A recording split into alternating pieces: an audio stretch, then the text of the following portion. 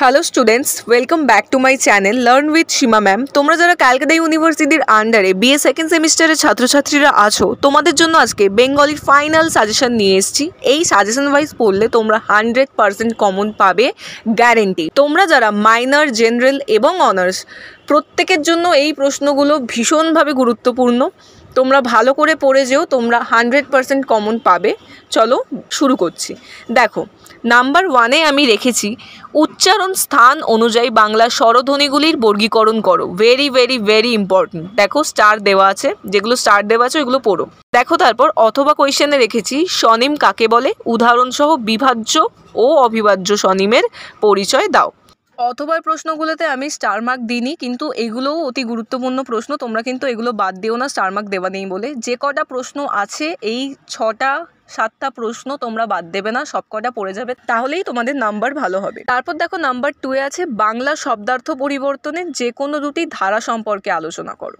এটা very very important. অথবাই দিয়েছে উদাহরণসহ বঙ্গালী উপভাষার 3টি করে ধ্বনিতাত্ত্বিক ও রূপতাত্ত্বিক বৈশিষ্ট্যের উল্লেখ করো। নাম্বার 3-তে দেখো আছে বিভক্তি কাকে বলে, বিভক্তি কয় প্রকার ও কী কী, উদাহরণসহ ভাগগুলি আলোচনা করো। Very very very important. দেখো 4টে স্টার দেওয়া আছে এবং এর সাথে আমি রেখেছি প্রত্যয় কাকে বলে, শ্রেণী বিভাগ করে যে কোনো একটি শ্রেণীর প্রত্যয় সম্পর্কে সংক্ষিপ্ত আলোচনা করো। এটাও কিন্তু খুবই গুরুত্বপূর্ণ, তোমরা কিন্তু এটা বাদ দিও না, প্রত্যয় পড়ে নিও।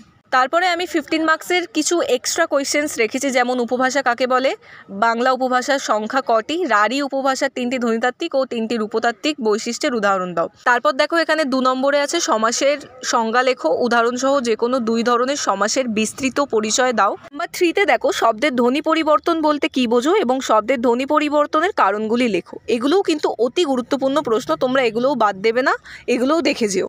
দেখো তোমাদের 15 মার্কসের এতটাই সাজেশন ছিল। যেগুলো স্টার মার্ক দেওয়া কোয়েশ্চেন ওইগুলো তোমরা অতি অবশ্যই পড়ে যেও, খুবই গুরুত্বপূর্ণ প্রশ্ন। এবং যেগুলো এক্সট্রা রয়েছে সেগুলো কিন্তু তোমরা দেখে যেও, কারণ তোমাদের কোয়েশ্চেন পেপার যদি টাফ হয়ে থাকে তাহলে যাতে তোমরা অ্যাটেন্ড করে আসতে পারো, ছেড়ে কিন্তু আসবে না। তোমরা যদি প্রশ্ন কোনো ছেড়ে আসো তাহলে কিন্তু তোমাদের একটু চাপ হয়ে যাবে।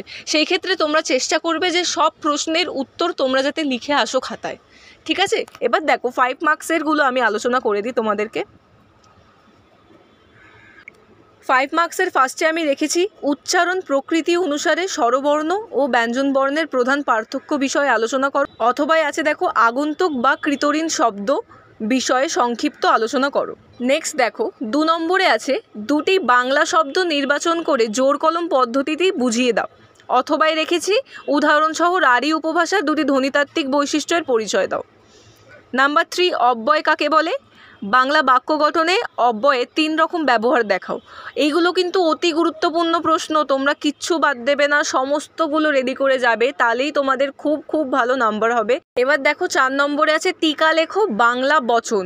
বচন এইবারের জন্য খুবই গুরুত্বপূর্ণ, খুবই ইম্পর্টেন্ট প্রশ্ন। তোমরা কিন্তু বচন ছাড়বে না, বচন খুবই ইজি, পড়ে নিতে পারবে। এবার দেখো এক্সট্রা কিছু প্রশ্ন রেখেছি, যেটার মধ্যে 5 নম্বরে আছে ব্যঞ্জন ধ্বনির অন্তর্গত দন্তধ্বনির পরিচয় দাও এবং 6-এ রেখেছি নতুন শব্দ গঠনে সমাসের ভূমিকা বিষয়ে সংক্ষেপে আলোচনা করো।